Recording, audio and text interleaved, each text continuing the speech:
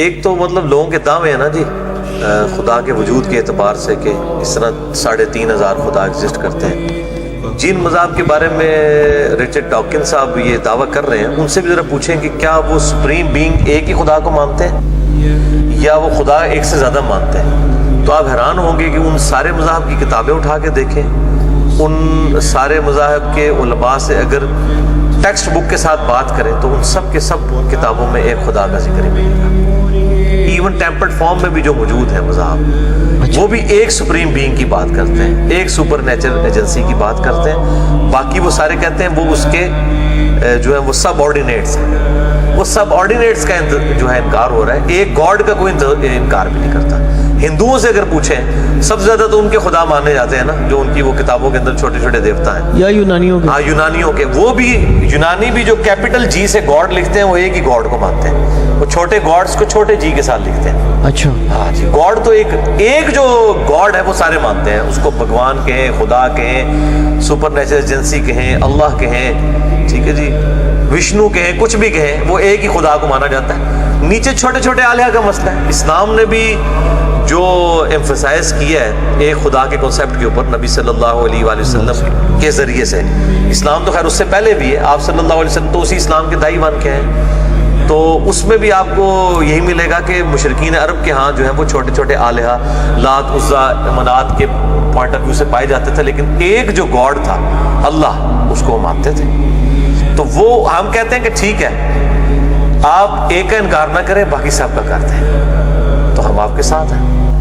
وہ باقی سب کا تو باقی مذاہب کی کتابوں میں بھی ہے نا, خود بھی یہ کہتا ہے نا ٹیکسٹ بک سے اسٹڈی کرنا چاہیے. رچرڈ ڈاکنز جو ہے وہ کرسچینٹی کے اوپر اعتراضات کرتا ہے, تو اس کی کتاب کے اوپر وہ پوری کتاب دا گاڈ ڈیلیوژن میں اس نے قرآن پاک کی کسی ایک آیت کو بھی لکھ کے اس کا رد نہیں کیا. یہ کتنی ناانصافی ہے. میں نے رچرڈ ڈاکنز کی اس کتاب کے اوپر پورا ایک لیکچر دیا ہے, ہو کریٹڈ گاڈ, مسئلہ نمبر 83 پہ, اور میں نے اس کتاب کو پڑھنے کے بعد کئی جو موٹے موٹے پوائنٹ ہیں ان کے جواب دیے. تو اس میں نے یہ بھی بات کی ہے کہ قرآن پاک کی کوئی آیات لکھ کے رد کرو نا. باقی کرسچینٹی کی اگر کتابوں کی تم بات کرتے ہو تو وہ اکثر تو تعلیمات اس کی ٹیمپر ہو چکی ہوئی ہیں, اور اس کے اندر جو صحیح تعلیمات ہیں ان کو تم کم از کم پھر مانو, کم از کم کامن ٹرم کے طور پہ باقی ریلیجن کی. تو وہ انکار کرتے ہیں جو خداؤں کا, تو وہ ضرور کریں. ہم بلکہ اس معاملے میں ایتھیسٹ کو آن کرتے ہیں کہ وہ الحمدللہ تمام خداؤں کا انکار کر چکے ہیں, تو آدھا کلمہ انہوں نے پڑھ دیا, لا الہ, کوئی الہ نہیں ہے, بس الا اللہ کے اوپر آ جائے. تو میں تو کہتا ہوں کہ وہ بہتر ہے اس معاملے میں ان لوگوں سے جنہوں نے جھوٹے خدا گھڑ لیے ہوئے ہیں, کہ کم از کم ان کی جرت ہے کہ انہوں نے اپنے روایتی دین کی مخالفت کی ہے, اور اس مخالفت میں وہ اس حد تک پہنچے ہیں کہ انہوں نے ان ساری چیزوں سے انکار کیا, اور اب وہ ایک خدا تک پہنچنے کی جو ہے وہ دوری پہ ہے. تو ہم ان کو تو دعوت دیتے ہیں. میں نے اس لیکچر کے اندر بھی فزیکل فینومینا آف نیچر کے ذریعے ان کو رائے حق بتائی ہے. اصل مسئلہ رچرڈ ڈاکنز کا جو ہے وہ خدا کا ڈینائل نہیں ہے. جتنے بھی ایتھیسٹ ہیں نا, اگر آپ ان کو اسٹڈی کریں, ڈینائل آف گاڈ ان کا ایشو نہیں ہے. ان کا ایشو ہے اپنی مرضی کی زندگی گزارنا. اپنی مرضی کی زندگی گزارنے کے لیے خدا کا انکار ضروری ہے, کیونکہ خدا تو قدغن لگاتا ہے آپ کے اوپر. تو پھر اس کے لیے دو ہی طریقے ہیں, کبوتر کی طرح یا تو آنکھیں بند کر لیں, آپ بلی کو تو غائب نہیں کر سکتے, اب خدا کو تو آپ غائب نہیں کر سکتے, تو آپ آنکھیں بند کر کے کر لیں وہ خدا ہے ہی نہیں ہے. تو اس کے ذریعے سے آپ جو ہے وہ اپنے معاملات کو لے کے چل سکتے ہیں. اچھا بھائی, خدا نے ایسا نظام کیوں نہیں بنا دیا کہ دنیا میں تکلیف, موت, دکھ, مزدوری ہوتی نہ, اور نہ ہمیں کسی کو مارنا پڑے؟ یعنی اب ایسا سسٹم ہے کہ ہم محتاج ہیں کہ ہمیں ہر صورت کسی چیز کو قتل کرنا ہے, جانور کو ماریں, پودے کو ماریں, پھر ہمیں اس کو کھانا پڑتا ہے. جی جی. تو خدا تو اس سے کوئی بڑی چیز نہیں تھی خدا کے لیے. ہاں, خدا تو کوئی بھی نظام بنا سکتا تھا, لیکن خدا کو ہم نے کیا گائیڈ کرنا ہے کہ وہ کیا چیز بہتر سمجھتا ہے. ہم یہ کہتے ہیں کہ کوئی ایسا آئیڈیل قسم کا ماڈل پیش کریں کہ خدا کو یہ کرنا چاہیے تھا, میں اس میں بھی فالٹ نکال دوں گا. اس کا تو کوئی اینڈ ہی نہیں ہے نا. یہ تو خدا کی مرضی ہے نا کہ اس نے ایک طریقہ اڈاپٹ کیا ہے. اگر کوئی اس کو بے رحمی یا اس طرح کی یہ ساری چیزیں سمجھتا ہے تو وہ تو خدا کی دی ہوئی عقل کے ذریعے اس رزلٹ تک پہنچ رہا ہے نا. جس نے اسے عقل دی ہے وہ تو اس معاملے کو صحیح سمجھ رہا ہے, تو پہلے تو اس کی عقل کو وائلیٹ کریں اپنی عقل کے ذریعے جس نے آپ کو پیدا کیا ہے, پھر اگلی بات بعد میں. تو پھر میں وہی بات کروں گا کہ اگر صرف دنیا کی زندگی ہوتی نا, آخرت کی زندگی نہ ہوتی, تو یہ سارے اعتراضات جائز مانتے ہیں. اب چونکہ آخرت کی زندگی ہے, یہ صرف دنیا کی زندگی تو سب کچھ نہیں ہے کہ اسی ایک فریم آف ریفرنس میں آپ چیزوں کو جج کرنا شروع کر دیں. آزمائش کے لیے کچھ تو کیا جائے گا, ان کو کہیں چلے یہ نہ ہوتا آزمائش کا طریقہ، کوئی اور طریقہ ہوتا، بیماری نہ ہوتی، دکھ نہ ہوتی، اور کون سا طریقہ ہے جس کے نہیں، ذریعے ایتھسٹ تو آزمائش کو کیوں مانے؟ وہ تو آزمائش ماننے کے محتاج نہیں ہے ہماری بات، کیونکہ آزمائش کو خدا نے لازمی آزمائش کرنی تھی ہماری. ہاں یہ تو اس نے طے کیا نا. نہیں، یہ تو ہم کہتے ہیں نا اس نے کیا. وہ کہیں گے جی ہم کیسے مانے اس نے کیا؟ کیوں کیا اس نے؟ خدا پہ کیا؟ نہیں تو پھر ہم اس سے تو خدا کے اوپر بات کریں گے نا. وہ خدا کو مانتے ہیں؟ نہیں مانتے. جب خدا کو نہیں مانتے پھر یہ ہم سے سوال ہی نہ کریں، پھر ہم سے ایگزسٹنس آف گاڈ کے اوپر بات کریں کہ خدا ایگزسٹ کرتا ہے کہ نہیں. ٹھیک ہے. اگر خدا ایگزسٹ کرتا ہے باقی سارے سوال بے معنی ہو جائیں گے. پھر رچرڈ ڈاکنز یہ سوال نہیں کرے گا کہ مجھے اللہ نے مرد کیوں پیدا کیا، عورت کیوں نہیں کیا، ورنہ تو یہ بھی سوال کر دے گا وہ کہ میں عورت بننا چاہتا تھا، مجھ سے پوچھ لیتا، ایک دفعہ مشورہ کر لیتا. تو کریٹر کی تو اپنی مرضی ہے نا. جب کریٹر کے اوپر آپ بات کریں گے، اس کی ول کے اوپر بات کریں گے، تو پہلے ایگزسٹنس کو ماننا ہوگا. اگر آپ ونس کریٹر کی ایگزسٹنس کو مانتے ہیں تو جس طرح آپ کو حق حاصل ہے نا کہ آپ اپنی مرضی کر سکتے ہیں اپنے فریم آف ریفرنس کے اندر، تو گاڈ کو بھی حاصل ہے. اس پہ تو اللہ تعالیٰ نے سیدھی سیدھی قدغن لگا دی ہے، لا یسأل عما یفعل وهم یسألون. اللہ کو کوئی نہیں پوچھ سکتا اس نے یہ کام کیوں کیا، اس کے مخالفین کو پوچھا جائے گا کہ انہوں نے یہ کام کیوں کیا. اچھا یہ قرآن میں کلیئر جی، یہ سورۃ الانبیاء میں اس پہ تو اللہ تعالیٰ نے بالکل بین کر دیا نا.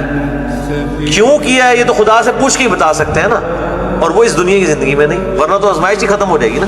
اچھا تو وہ ایگزسٹنس آف گاڈ پہ بات کریں، یہ نہ کریں کہ خدا نے یہ کیوں کیا.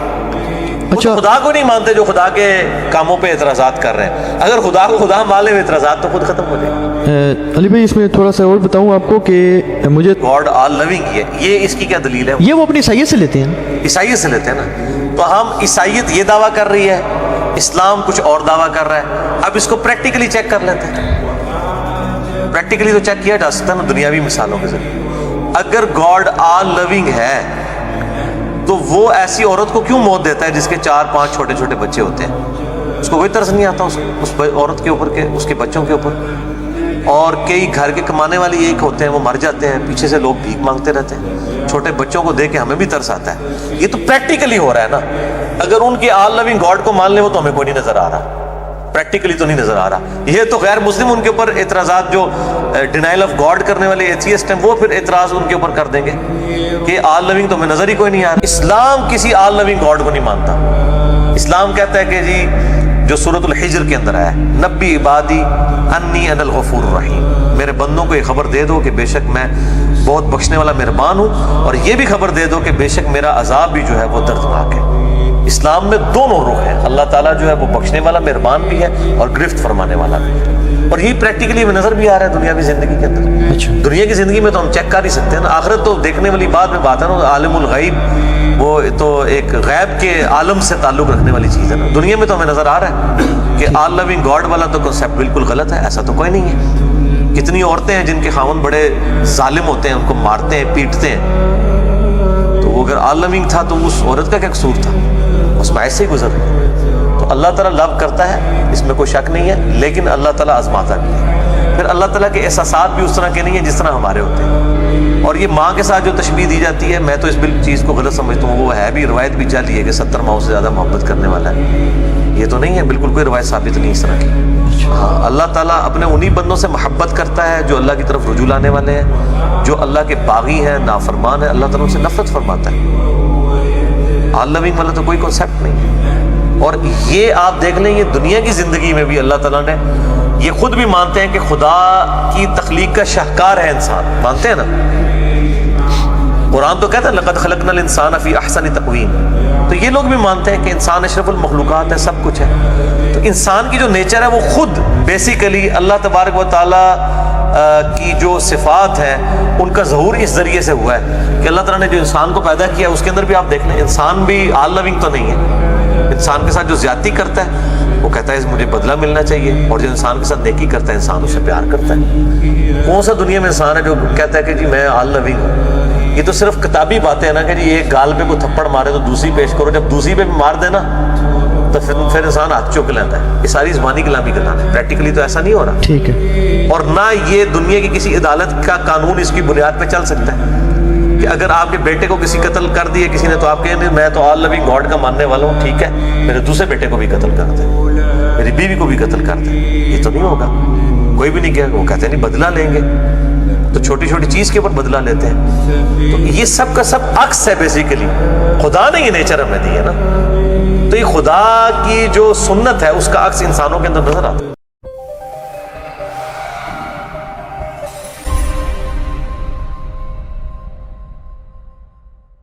Rational knowledge.